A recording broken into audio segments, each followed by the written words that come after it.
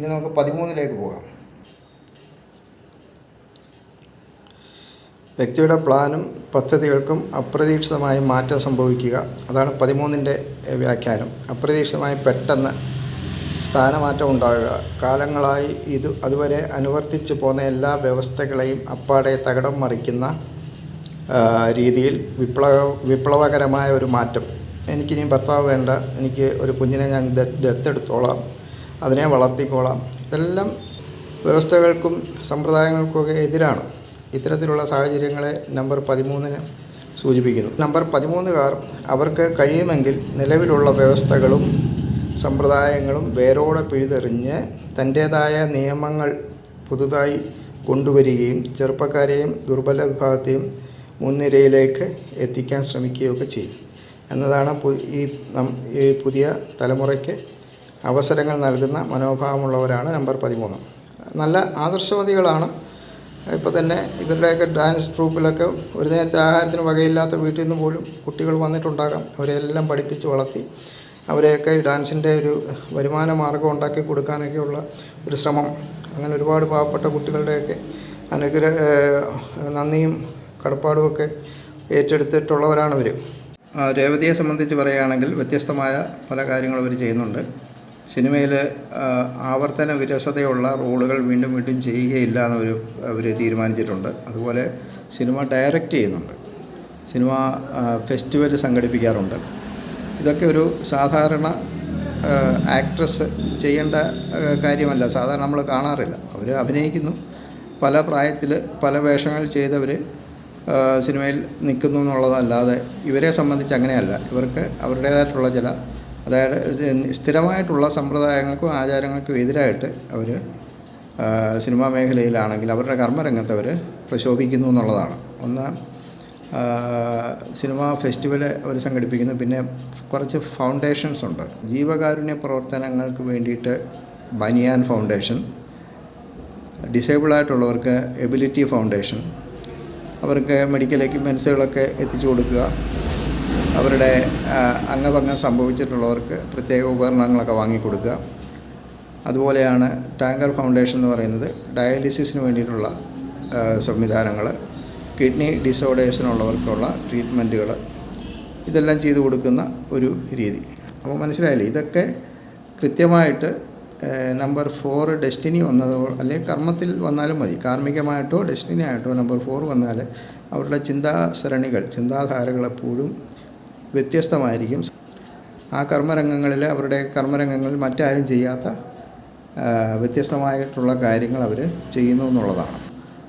Number 4 വഴി അവർക്ക് സമ്പ്രദായങ്ങൾക്കും ആചാരങ്ങൾക്കും എതിരായിട്ട് പ്രത്യേകിച്ചും പിന്നോക്കം നിൽക്കുന്നവരെ മുൻനിരയിലേക്ക് കൊണ്ടുവരുന്ന ഒരു ശ്രമത്തിൻ്റെ ഭാഗമായിട്ടൊക്കെ എല്ലാവരോടും അവർക്ക് വളരെ സിമ്പതിയാണ്.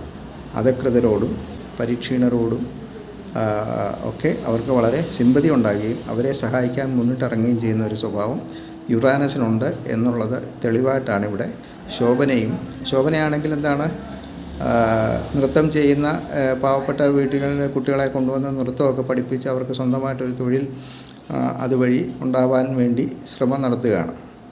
മാത്രമല്ല ഇവരുടെ ഗ്രൂപ്പിലേക്ക്, ഇവരുടെ ട്രൂപ്പിൽ ആളിനെ വേണ്ടപ്പോഴെല്ലാം അവരെ വിളിക്കുകയും അവർക്കതിനുള്ള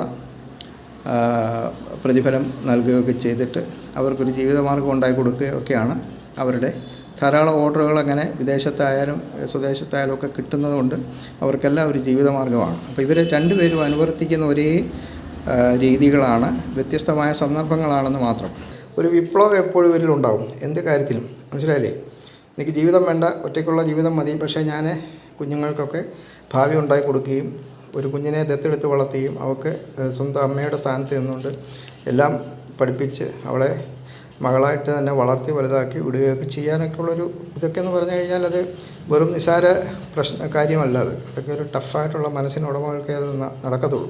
അപ്പോൾ അത് മാത്രമല്ല, നിലവിലുള്ള സമ്പ്രദായങ്ങളെയൊക്കെ പുച്ഛിച്ച് അതൊന്നും ഇഷ്ടമല്ല അവർക്കതുകൊണ്ടാണ് വിവാഹം വേണ്ട, ഭർത്ത് വീട്ടിൽ കഴിയുക, കലാപരമായിട്ടുള്ളതെല്ലാം ഒഴിവാക്കി വെച്ചിട്ട് ഒരു ഭർത്തൃമതിയായിട്ട് വീട്ടിൽ കഴിയുക, അതൊന്നും അവരെ കൊണ്ട് നടക്കുന്ന കാര്യമല്ല. നമ്പർ 13 കലാപം, വിപ്ലവം, വിക്ഷോഭം, പ്രശ്നങ്ങൾ കുത്തിപ്പൊക്കുക, മരണം, സംഹാരം, വിനാശം എന്നിവയുടെ നമ്പറാണ്. മഹാശക്തിയുടെ പ്രതീകാത്മക, ഇതൊക്കെ അവസാന നിമിഷം ഈ ഏകാന്തതയ്ക്ക് അനുഭവിക്കുമ്പോൾ പോലും ഇവരുടെ ഉള്ളിൽ ആ ഒരു വിപ്ലവത്തിൻ്റെ ബീജം കിടക്കും. ഒരു പക്ഷേ അവർ പെട്ടെന്ന് ജീവിതം മനഃപൂർവ്വം കളയാനുമൊക്കെ ഇത് കാരണമാകാനുള്ള സാധ്യതയുണ്ട്. അതുകൊണ്ടൊക്കെയാണ് ഇത്തരത്തിലൊക്കെയുള്ള വിക്ഷോഭം ഉള്ളിലാണ്, കൊടുങ്കാറ്റാണ് ഉള്ളിൽ, പക്ഷേ അത് വെളിയിൽ കാണിക്കത്തില്ല എന്നുള്ളതാണ് ഇത്. പക്ഷേ 7 നെപ്റ്റ്യൂണാണ്, അത് കുറച്ചുകൂടെ ഭക്തികാരകനാണ്. നമ്പർ 7 ഇവിടെ മെൻ്റലാണ്. ഇവിടെ നമ്പർ 7 മെൻ്റൽ നമ്പറായിട്ടാണ് വന്നിരിക്കുന്നത്. അതിനൊരു ഊഷ്മളതയുണ്ട്, ഒരു ഭക്തിയുണ്ട്, എല്ലാവരോടും ഒരു സമാധാനം, ഒരു ഫിലോസഫിക്കൽ ബെൻഡ് ഓഫ് മൈൻഡുണ്ട് നമ്പർ 7. മറ്റേ നമ്മൾ ഇന്നലെ കണ്ട കുട്ടികളുടെയൊക്കെ നമ്പർ 9 ആയിരുന്നു. മനസ്സിലായില്ലേ? 9 ആയതുകൊണ്ടാണ് അവർക്ക് സ്വയം നിയന്ത്രിക്കാനൊക്കാത്തത് വന്നതുകൊണ്ടാണ് ആ ദുർഘടനകളൊക്കെ ഉണ്ടായത്. പക്ഷേ ഇവിടെ 7 ആയതുകൊണ്ട് തന്നെ ഒരു ഫിലോസഫിക്കൽ ബെൻഡ് ഓഫ് മൈൻഡ്, സഹനശക്തി, എല്ലാം ദൈവത്തിൽ അർപ്പിച്ചുള്ള ജീവിതം. അതുകൊണ്ടൊക്കെ ഈ 31 13 ഒന്നും അവർ എടുത്തു ചാടി ചെയ്യുകയില്ല, മറിച്ച് അത് കാലാന്തരെ കുറേശ്ശെ അവരുടെ ജീവിതത്തിലേക്ക് വരും ഈ ഒറ്റപ്പെട്ട അവസ്ഥ എന്നുള്ളതാണ്. മനസ്സിലായില്ലേ? അപ്പം ഇതിന് രണ്ടിനും വ്യത്യാസമുണ്ട്. 9 അല്ലാത്തത് വലിയ ഭാഗ്യമാണ്. അതുകൊണ്ടാണ് ഇന്നും അവർ കലാരംഗത്തൊക്കെ പേരും പെരുമയും വളരെ സമാധാനത്തോടുകൂടി ഇവർ കഴിയുന്നുണ്ടെങ്കിലും അവരുടെ നിർബന്ധം ഈ മർക്കടമുഷ്ടി വിപ്ലവം ഒക്കെ വെച്ചുകൊണ്ടാണ് ഈ 31 13 ഒക്കെ അവർ അത്തരത്തിലുള്ള അനുഭവങ്ങളിലേക്ക് അവർ മനഃപൂർവ്വം ചെന്നുകൊണ്ടിരിക്കുന്നത്. റൂട്ട് നമ്പർ 4ൻ്റെ സ്വഭാവം കൂടെ കേട്ട് കഴിയുമ്പോൾ മനസ്സിലാവും എന്തുകൊണ്ടാണ് ശോഭനയും രേവതിയൊക്കെ ഇത്തരത്തിലുള്ള ഒരു ലൈഫ് തിരഞ്ഞെടുത്തതെന്നുള്ളത് മനസ്സിലാവും. അവരുടെ മാനസികാവസ്ഥ അല്ലെങ്കിൽ അവരുടെ ഡെസ്റ്റിനിയിലേക്കുള്ള ആ സൂപ്പർ ഡെസ്റ്റിനി നമ്പറാണ് 4 എന്ന് പറയുന്നത്. അതിന് മാറ്റമില്ലാത്തതായതുകൊണ്ടാണ്. നമ്പർ 4-നെക്കുറിച്ച് പറയുകയാണെങ്കിൽ രാഹു എന്ന് പറയുന്ന നമ്പറാണ്, രാഹുവിൻ്റെ നമ്പറാണ്. അതായത് യുറാനസ് എന്ന ഇംഗ്ലീഷിലുള്ള പ്ലാനറ്റ് യുറാനസ് ആയിട്ടാണ് അറിയപ്പെടുന്നത്. മറ്റുള്ളവരിൽ നിന്ന് വിഭിന്നമായ സ്വഭാവക്കാരാണ് നമ്പർ 4കാർ. മറ്റുള്ളവരുടെ കാഴ്ചപ്പാടുകൾക്ക് നേരെ വിപരീതമായ കാഴ്ചപ്പാടുള്ളവരാണ് 4കാർ. ഒരു വാക്കുതർക്കമുണ്ടായാൽ 4കാർ എപ്പോഴും ഭൂരിപക്ഷത്തിന് നേർ വിപരീതം ആയിട്ടായിരിക്കും നിലകൊള്ളുക. ഇവരോടൊക്കെ സംസാരിക്കുന്ന ചർച്ചകളൊക്കെ ചെയ്യുന്ന ചില വീഡിയോകൾ കണ്ടു കഴിഞ്ഞാൽ അത് മനസ്സിലാവും. ഇവരെല്ലാത്തിനും നേരെ വിപരീതമായിട്ടായിരിക്കും നിലകൊള്ളുക. ഇക്കാരണത്താൽ കലഹിക്കാൻ ഉദ്ദേശമില്ലെങ്കിൽ പോലും ഇവർക്ക് എതിർപ്പുകൾ നേരിടേണ്ടി വരികയും തന്നെ നിരന്തരം എതിർക്കുന്ന അനേകം രഹസ്യ ശത്രുക്കളെ സൃഷ്ടിക്കുകയൊക്കെ ചെയ്യാറുണ്ട്. മറ്റുള്ളവർക്ക് വളരെ വ്യത്യസ്തമായി തോന്നുന്ന കാഴ്ചപ്പാടുകൾ ഇക്കൂട്ടർക്ക് വളരെ സ്വാഭാവികമായിട്ടാണ് തോന്നുന്നത്. നിലവിലുള്ള നിയമങ്ങൾക്കും വ്യവസ്ഥകൾക്കും ഇവർ ജന്മന എതിരാണ്. 4കാർ വളരെ സുനിശ്ചിതവും വ്യവസ്ഥാപിതവും അല്ലാത്തതുമായ അഥവാ നിലവിലുള്ള സമ്പ്രദായങ്ങൾക്ക് വിരുദ്ധമായ അൺകൺവെൻഷണൽ കാഴ്ചപ്പാടുകളും അഭിപ്രായങ്ങളും വെച്ച് പുലർത്തുന്നവരായിരിക്കും. അതുകൊണ്ടാണ് ഇവർക്ക് ഈ നമ്മുടെ എല്ലാ സമ്പ്രദായത്തിലും വിവാഹ ജീവിതം, കുടുംബജീവിതം ഇവരെപ്പോഴും എതിരാണ്. അത്തരത്തിലുള്ള സമ്പ്രദായങ്ങൾക്കും രീതികൾക്കും ഒക്കെ എതിരാണ്, അൺകൺവെൻഷണൽ ആണെന്നാണ്. പക്ഷേ ഈ ഒരു രംഗം 31 13 4 എന്ന് പറയുന്ന നമ്പറിലേക്കുള്ള അവരുടെ യാത്രകൾ മാത്രമേ നമുക്ക് തടയാൻ പറ്റില്ല. അത് വിധിയാണ്. ഈ പേരുള്ളിടത്തോളം അവർക്ക് ആ വിധി ഫേസ് ചെയ്തെങ്കിലേ പറ്റൂ എന്ന് ഉറപ്പായിട്ടും പറയാം. അത് കാലം തെളിയിക്കുന്ന കാര്യവുമാണ്. അപ്പോൾ മനസ്സിലായില്ല, ഇതാണ്. ഇനിയിപ്പോൾ നമുക്ക് പോകേണ്ടുന്നത് രേവതിയും സുരേഷ് എന്നാണ് അദ്ദേഹത്തിൻ്റെ പേര്. രേവതി സുരേഷ് വിവാഹശേഷം രണ്ടുപേർ തമ്മിൽ വിവാഹം കഴിച്ചു കഴിഞ്ഞാൽ അവിടെ മുതലാണ് അവരുടെ യൂണിയൻ്റെ ആയുസ് തുടങ്ങുന്നത്. 1 വർഷം, 2 വർഷം, 3 വർഷം, അങ്ങനെയാണ് അങ്ങോട്ടുള്ള കാലഘട്ടം. അപ്പോൾ അതിലൂടെ നമുക്ക് അവരുടെ കാലയളവ് എത്രത്തോളം അവർ ഒരുമിച്ച് നിൽക്കും എന്നൊക്കെ ഉള്ളത് കണ്ടെത്താൻ സാധിക്കും. മനസ്സിലായില്ലേ? അപ്പോൾ ഇവിടെ രേവതി 7 അക്ഷരം 24, സുരേഷ് 6 അക്ഷരം, സുരേഷ് ചന്ദ്ര മേനോൻ എന്നാണ്. സുരേഷും രേവതി മതി. സുരേഷ് 6 അക്ഷരം 24. അപ്പോൾ 24 24 48 കാർമിക്ക് വന്നു. ആദ്യ പാദത്തിൽ 13 7 6 13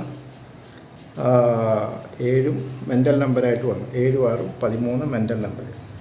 13 മെൻ്റൽ നമ്പർ വന്നു കഴിഞ്ഞാൽ നമുക്കറിയാം നിയന്ത്രിക്കാനൊക്കാത്ത ദേഷ്യം, വിഷമം, സങ്കടം, ഇതൊക്കെയാണ് 13ൻ്റെ. 48 പിന്നീട് വരുന്ന 12ആണ്. അപ്പോൾ 48ഉം 12ഉം കാർമികമായിട്ട് വന്നപ്പോൾ എന്താണ് അവരുടെ പലപ്പോഴും ഭാര്യാഭർത്തൃ ബന്ധം തുടക്കം തന്നെ സാറ്റിസ്ഫാക്ഷൻ്റെ കുറവ് കൊണ്ടാണ്, ഫിസിക്കൽ അല്ലെങ്കിൽ മെൻ്റൽ സാറ്റിസ്ഫാക്ഷൻ്റെയൊക്കെ കുറവാണ്. അപ്പോൾ അതിനകത്ത് ആദ്യമേ തുടങ്ങുന്നത് തന്നെ അത്തരത്തിലൊക്കെ ഉള്ളതാണെങ്കിൽ പതുക്കെ കാരണം അദ്ദേഹം ഒരു സിനിമ പ്രൊഡ്യൂസറും ഒക്കെ ആയിട്ടാണ് രംഗപ്രവേശം. അപ്പോൾ ആദ്യകാലങ്ങളൊക്കെ കുറേയൊക്കെ നല്ല രീതിയിലൊക്കെ പോയെങ്കിലും എന്നാലും രണ്ടുപേരും രണ്ട് സ്ഥലങ്ങളിലായിട്ടൊക്കെ നിന്ന് യാന്ത്രികമായിട്ടും പിന്നെ മറ്റുള്ളവർ വീട്ടുകാരുമൊക്കെ കുറേയൊക്കെ പ്രശ്നങ്ങളുണ്ടാക്കുമല്ലോ. കാരണം എപ്പോഴും ഇവളെ മരുമകളാണ്, കിട്ടാൻ സാധ്യതയില്ല, എന്തുകൊണ്ട് ഇവിടെ കിട്ടുന്നില്ല, എപ്പോഴും ബിസി എന്ന് പറഞ്ഞിട്ട് വെളിയിലാണല്ലോ. അതൊക്കെയാണ് അഭിപ്രായ വ്യത്യാസങ്ങളിലൂടെ ഉണ്ടാകുന്നത്. ഡിഫറൻസ് ഓഫ് ഒപ്പീനിയൻ ഒക്കെയാണ് തുടക്കം. പല തരത്തിലുള്ള വ്യത്യസ്തതകൾ ഉണ്ടാകുന്നു. അപ്പോൾ 48 നമുക്കൊന്ന് പോകാം. ആദ്യം 48 നമ്പർ 48കാർക്ക് പ്രായോഗികതയേക്കാൾ ആദർശത്തിനാണ് മുൻതൂക്കം. വ്യക്തി പല പദ്ധതികളും തയ്യാറാക്കും, പക്ഷേ അതൊന്നും പ്രവൃത്തിയിൽ കൊണ്ടുവരുവാൻ കഴിയില്ല. കാരണം അതിനൊരു പ്രായോഗിക പരിവേഷം നൽകാനോ അത് നടപ്പിൽ വരുത്താനോ അവർക്ക് സാധിക്കില്ല. തത്ഫലമായി ഭൗതിക വിഷയത്തിന് സാധ്യത കുറവാണ്. അപ്പോൾ ഇവിടെ കർമ്മരംഗത്തെ തുടക്കത്തിൽ തന്നെ അവർക്ക് കല്ല് കടിക്കാൻ തുടങ്ങി.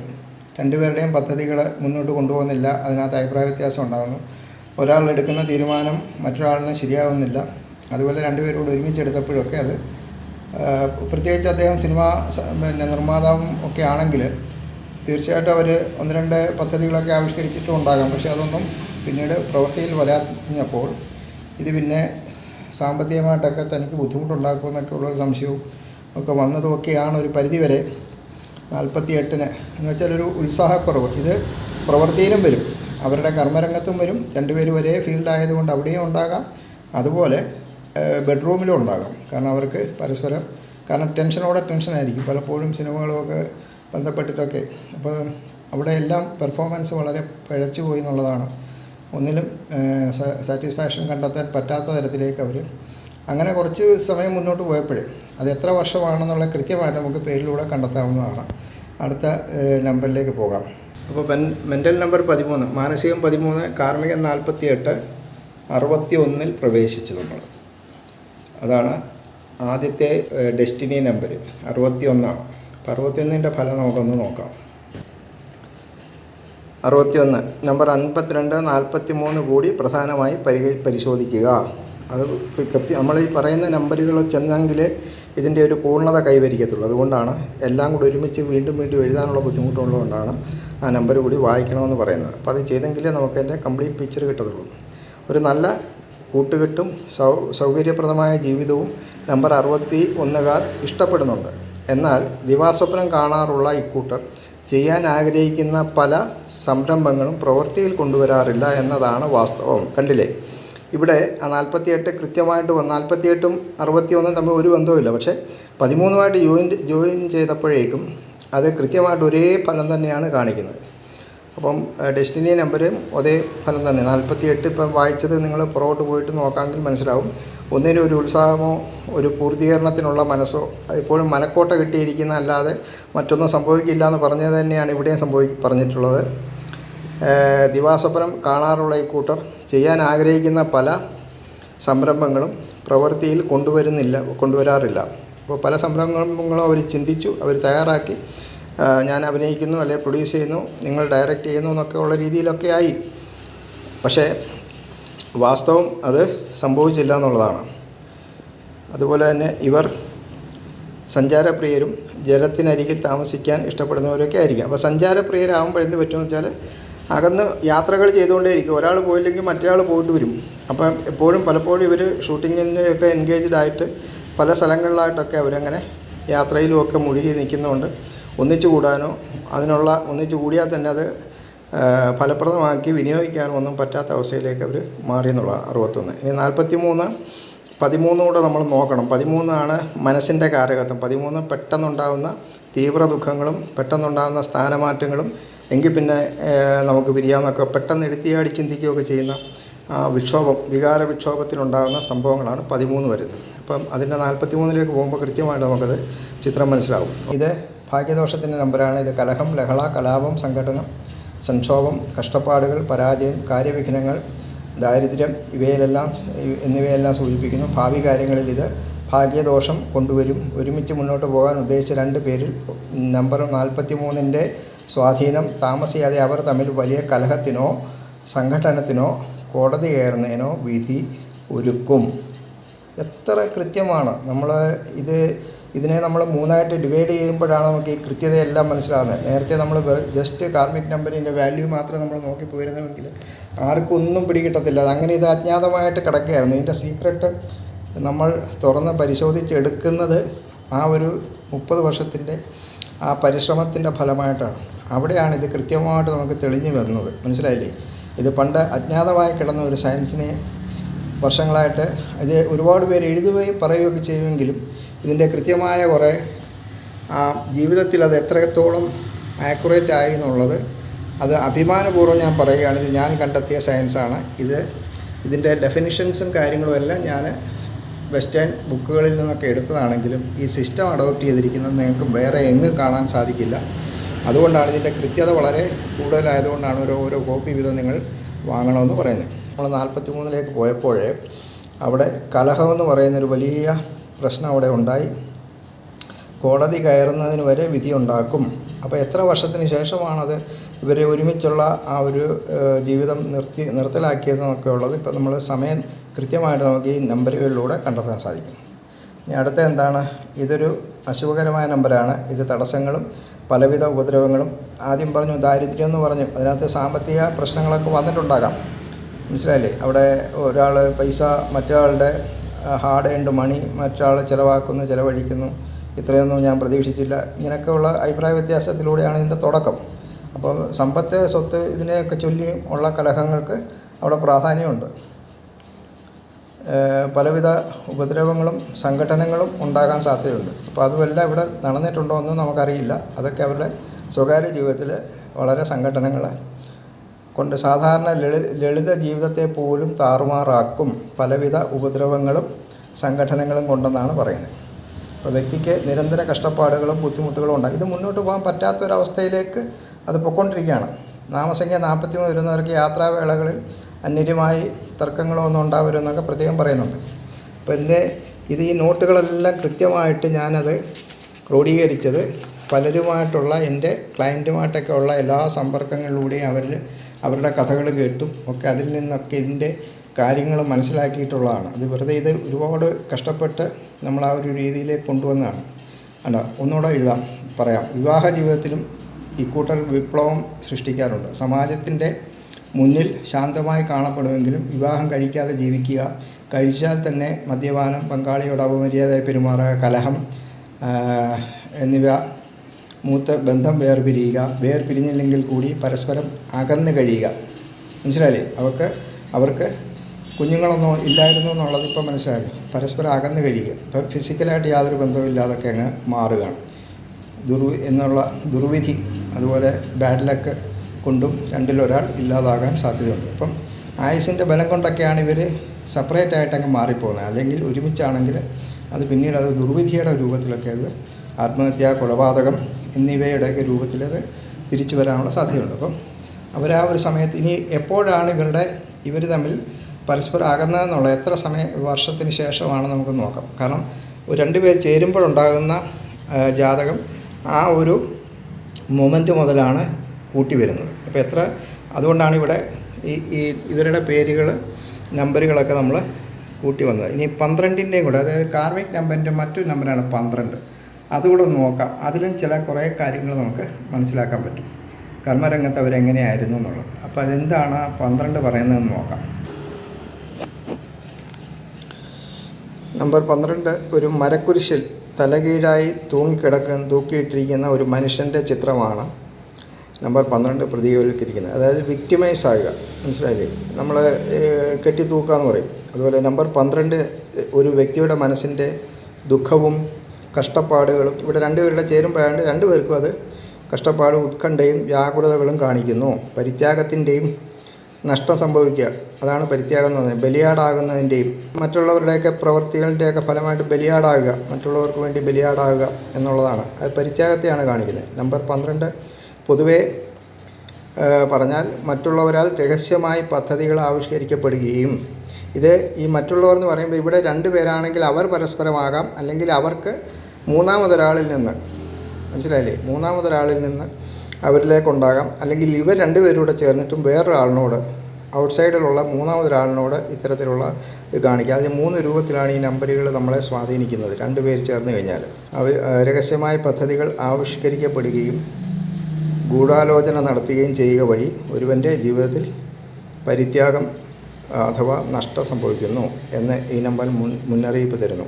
ഒരു വ്യക്തി മറ്റുള്ളവർക്ക് വേണ്ടിയോ മറ്റുള്ളവരുടെ രഹസ്യ സ്വാധീനത്താലോ ബലിയാടാകേണ്ടി വരുന്നു എന്നാണ്. അപ്പോൾ ഇതൊക്കെ അവരുടെ പ്രൈവസിയിൽ എന്തുകൊണ്ടാണ് അവർ മാറിയെന്നുള്ളതിനൊക്കെ കുറേ കാരണങ്ങൾ ഇതെല്ലാം വരും. അതൊന്നും അവർ പറയേണ്ട ആവശ്യമില്ല. കാരണം ഇവിടെ 2 പേര് ചേർന്നപ്പോഴാണ് ഈ 12 വന്നത്. ഇനിയിപ്പം അവർ മാക്സിമം പോയത് എത്ര കാലമാണെന്നും എന്നത്തേക്കാണ് അവർ സെപ്പറേറ്റ് ആയതും കൂടെ നോക്കാം. അപ്പോൾ നെറ്റിൽ നോക്കിയപ്പോഴാണ് അവരുടെ ഡ്യൂറേഷൻ ഓഫ് മ്യൂച്വൽ ലൈഫ് ഏകദേശം 16 വർഷമാണ്. എന്നുവെച്ചാൽ 1986 തുടങ്ങിയത് ജീവിതം 2002 കൂടി അവസാനിക്കുകയാണ്. പിന്നീട് 2013 അതിൻ്റെ നൂലാമാലകളിൽ നിന്നെല്ലാം രക്ഷപ്പെട്ടത്. പക്ഷേ ഇവർ സെപ്പറേറ്റ് ആയത് 16 വർഷങ്ങൾക്ക് ശേഷമാണ്. നോക്കൂ, ഇവിടെ കൃത്യമായിട്ട് 13ഉം 3ഉം 16 ഇവിടെ കണ്ടെത്തി കഴിഞ്ഞു. അപ്പം ഒന്ന് ഈ 7 വരുന്നത് കൊണ്ട്, ഡെസ്റ്റിനിയിൽ 7 വരുന്നത് കൊണ്ടൊക്കെ 7 ആകാം, 16 ആകാം, 25 ആകാം. പക്ഷേ ഇവിടെ 16 എന്ന് പറഞ്ഞാൽ കൃത്യമായ സമയത്തിനുള്ളിൽ അവർ, പ്രത്യേകിച്ച് ഇത് യാത്രയുടെ നമ്പറായതുകൊണ്ട് ഒരാളിൽ നിന്ന് അകന്നു പോകാനൊക്കെ ഈ ഊർജ്ജം ഭയങ്കരമായിട്ട് ഇവരെ ഉപദ്രവിച്ചുകൊണ്ടേയിരിക്കും. അപ്പോൾ അത് സുരേഷ് രേവതി അവരുടെ ജീവിതം 2002 വരെ ആയപ്പോഴേക്കും അവസാനിച്ച് 2002 ഏകദേശം കൃത്യമായിട്ട് 16 വർഷം പൂർത്തിയാകുന്നതോടുകൂടി അവരവരുടെ വീടുകളിലേക്ക് പോയി, അല്ലെങ്കിൽ അവർ ഒരാളിനെ ഉപേക്ഷിച്ചിട്ട് സെപ്പറേറ്റ് ആയി എന്നുള്ളതാണ്. നോക്കൂ, ഇവിടെ കൃത്യമായിട്ട് കാലയളവ് പോലും പറയുന്നു. അപ്പോൾ ഈ ഒരു ശാസ്ത്രത്തിൻ്റെ ഈ ഒരു രീതി അഡോപ്റ്റ് ചെയ്തത് വഴി നമുക്ക് എത്ര ഗുണമാണ് കിട്ടിയിരിക്കുന്നത്, എത്രത്തോളം നമ്മളതിൻ്റെ ഫലമാണ് കിട്ടിയിരിക്കുന്നത്. ഇപ്പോൾ പേരുകൾ തമ്മിൽ നോക്കുന്നത് ഇത്തരത്തിൽ നോക്കാവുന്നതാണ്. നിങ്ങൾക്കും അത് മനസ്സിലാക്കിയെടുക്കാം. അതോടൊപ്പം തന്നെ പുതിയ ആൾക്കാർക്ക് സംശയം ഉണ്ടെങ്കിൽ അവർക്ക് കോൺടാക്റ്റ് ചെയ്യാം. ഓൺലൈൻ കൺസൾട്ടേഷനുണ്ട്. അതുപോലെ ബുക്കുകൾ വേണ്ടവർ ബുക്കിന് അപേക്ഷിക്കാം. വാട്സപ്പ് ചെയ്താൽ മതി. ഇതിനകത്ത് കൊടുത്തിട്ടുണ്ട് വാട്സപ്പ് നമ്പർ. അപ്പോൾ നിങ്ങൾക്ക് കൃത്യമായിട്ട് ബുക്ക് ലഭിക്കും. ഡൗട്ട് ഉണ്ടെങ്കിൽ അത് ക്ലിയർ ചെയ്ത് തരാം.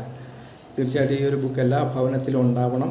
നിങ്ങൾക്ക് എപ്പോഴെങ്കിലുമൊക്കെ ഏത് അർദ്ധരാത്രിക്ക് എടുത്തു വെച്ച് നോക്കാൻ പറ്റുന്ന രീതിയിൽ ഇതാർക്കും വായിക്കാൻ കൊടുക്കാതിരിക്കുക. കാരണം അവരെ കൊണ്ടൊരു പുതിയ ബുക്ക് വാങ്ങിപ്പിക്കുക. വായിക്കാൻ കൊടുത്തു കഴിഞ്ഞാൽ പിന്നെ അത് തിരിച്ച് കിട്ടാനൊക്കെ ബുദ്ധിമുട്ടാണ്. അപ്പോൾ നിങ്ങൾക്കൊരാവശ്യം വരുമ്പോൾ, നാളെ ഇപ്പോൾ ഒരാൾ വരുന്നു, അയാളെക്കുറിച്ചൊന്ന് അറിയണം. അയാൾ ഇതുവരെ ഒന്നും പറയാൻ, മാത്രമല്ല പുതിയതായിട്ടൊരാൾ വരുമ്പോൾ അയാളുടെ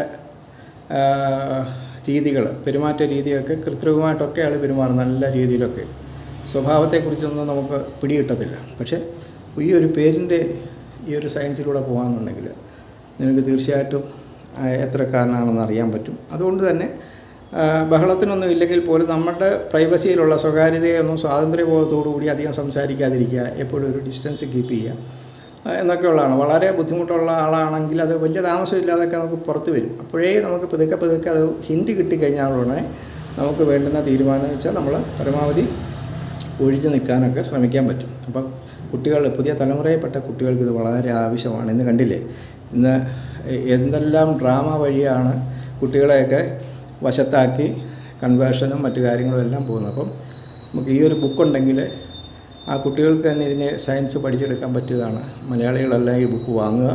ഇംഗ്ലീഷിലും എഴുതിയിട്ടുണ്ട്. വിദേശത്തൊക്കെ ഉള്ളവർക്ക് കുട്ടികൾക്ക് വേണമെങ്കിൽ ഓർഡർ ചെയ്താൽ മതി. നിങ്ങൾ നേരിട്ട് അയക്കുന്നതായിരിക്കും. കാരണം ബുക്ക് കിട്ടിക്കഴിഞ്ഞാൽ നിങ്ങൾക്ക് എന്തെങ്കിലുമൊക്കെ ഡൗട്ട് ഉണ്ടെങ്കിൽ നേരിട്ട് സംസാരിക്കാനും അതിന് സാധ്യതയുണ്ടാവും. ഓക്കെ, അപ്പോൾ ഇനിയും പുതിയൊരു വീഡിയോ ആയിട്ട് ഇനിയും വരാം. ഇതെന്തായാലും നിങ്ങൾ പഠിക്കൂ, വീണ്ടും കാണുക. നിങ്ങൾക്ക് വളരെ പ്രയോജനം ചെയ്യും. Thank you so much.